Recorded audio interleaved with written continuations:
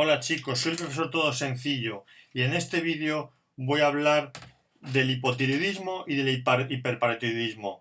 Voy a hacer un repaso clínico de ambos y un diagnóstico diferencial de ambos y luego voy a hablar de la etiología, primero del hipoparatiroidismo y luego de la hiperparatiroidismo. Bien, aquí tenemos donde está la paratiroides. Las paratiroides, que están en el cuello, entre la glándula tiroides, son unas glándulas que producen la PTH, la paratormona. La paratormona va a ser la hormona responsable de la reabsorción del calcio. Aparte, va a estimular la hidroxilación de la vitamina D en el riñón, por lo que se va a aumentar más calcio. Entonces vamos a empezar a explicar los síntomas. En el hipotiroidismo lo que hay es una reabsorción disminuida de calcio, porque la PTH y la vitamina D están disminuidas. Hay una hipocalcemia.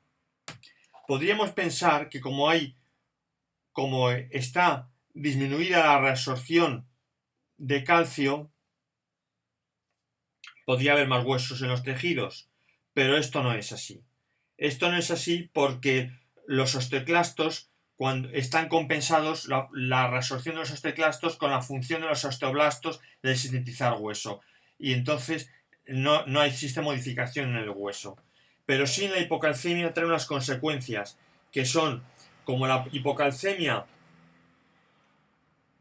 el metabolismo del calcio regulaba el potencial de acción, el potencial de reposo está más cercano del potencial de umbral, y entonces van a dispararse con más facilidad potenciales de acción, por lo que la célula va a estar en una constante hiperexcitabilidad que va a condicionar estos síntomas, una producción de tetania.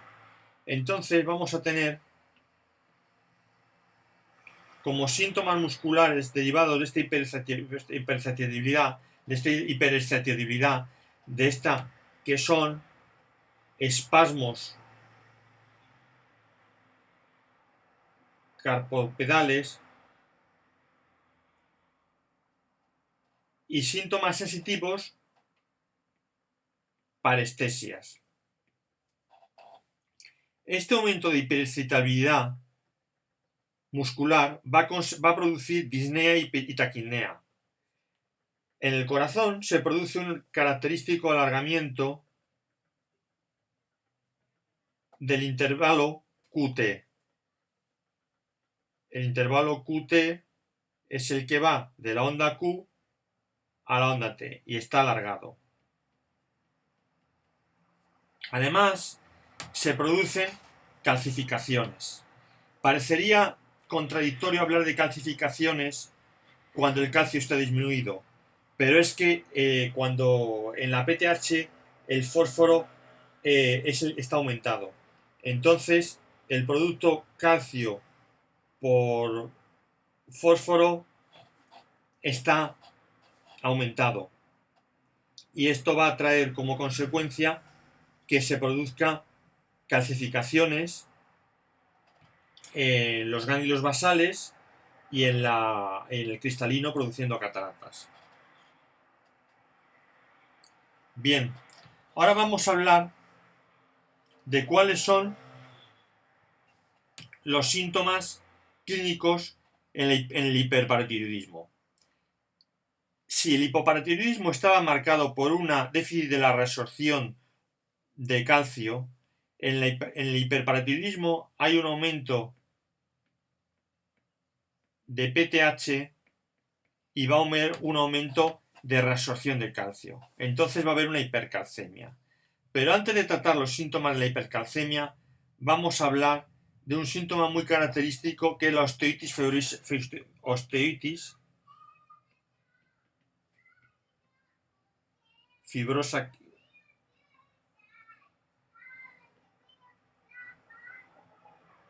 La osteitis fibrosa quística es una reabsorción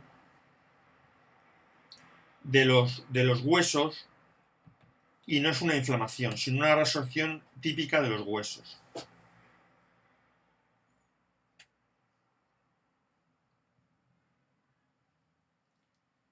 Bien, esta reabsorción va a condicionar un aumento en sangre de calcio, una hipercalcemia, que se va a traducir en que el potencial de umbral y el potencial de reposo van a estar más distantes, por lo que se van a producir menos potenciales de acción. Por tanto, va a haber una disminución de la excitabilidad. Esto se va a traducir en debilidad, en apatía, en confusión, en síntomas mentales de este tipo. En síntomas digestivos, esta disminución de la excitabilidad se va a traducir en una disminución de la motilidad intestinal, con anorexia, náuseas, vómitos.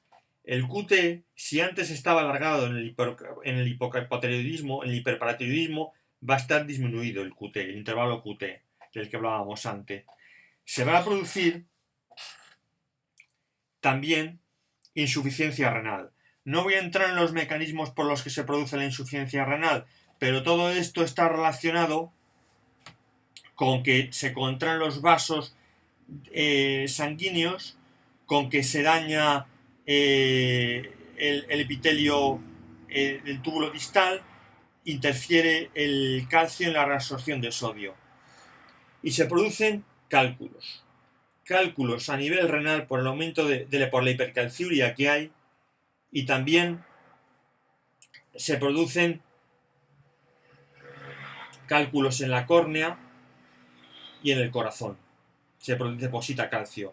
Esto es también debido al aumento del calcio, producto calcio-fósforo. Antes estaba aumentado el fósforo, pero ahora está aumentado el calcio. Y esto se van a producir cálculos. Otra causa de la que hemos hablado es la osteotis fibrosa quística, y otra es la miopatía, la debilidad muscular que se produce, y una anemia debida a un aumento de la PTH que produce anemia. Vamos a entrar a hablar de la etiología del hipoparatiroidismo. Pues bien, muy sencilla. La etiología del hipoparatiroidismo primaria puede ser una extirpación de la glándula, mismamente en la tiroidectomía se puede llevar varias glándulas de paratiroides y producir este hipoparatiroidismo. Una causa congénita es el síndrome de George, en el que se nace sin paratiroides. ¿Y el pseudohiparatiroidismo qué es? Pues un aumento de la resistencia en los órganos a la PTH, por lo que la PTH va a estar aumentada y el AMP cíclico va a estar disminuido. Y ahora vamos a hablar del hiperparatiroidismo. El hiperparatiroidismo tiene una causa primaria, que son adenomas que producen aumento de la PTH, y adenomas que pueden ser neoplasias endocrinas múltiples, también en otras zonas. Otras causas son de forma secundaria. De forma secundaria se puede deber a carencia de calcio, a malabsorción y sobre todo a insuficiencia renal, en el que está comprometida la síntesis de vitamina D. Terciarios son cuando, por ejemplo, hay una insuficiencia renal, se trata esta insuficiencia renal que ha aumentado un déficit compensatorio de la PTH y quedan las glándulas hipertrofiadas, incluso cercanas a producir un adenoma, y quedan en esta situación de sobreestimulación, produce un hiperparatiroidismo terciario. Y el pseudohiperparatiroidismo es cuando es ectópico. Ectópico la producción de PTH, por ejemplo, por tumores. Si este vídeo os ha ayudado, os ha gustado, puede ser de vuestro interés darle a compartir y seguirme más vídeos. Muchas gracias.